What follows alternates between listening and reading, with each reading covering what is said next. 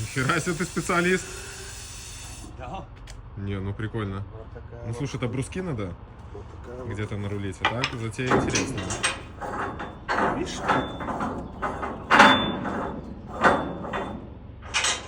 Все. Прикольно. Та сторона тоже, да.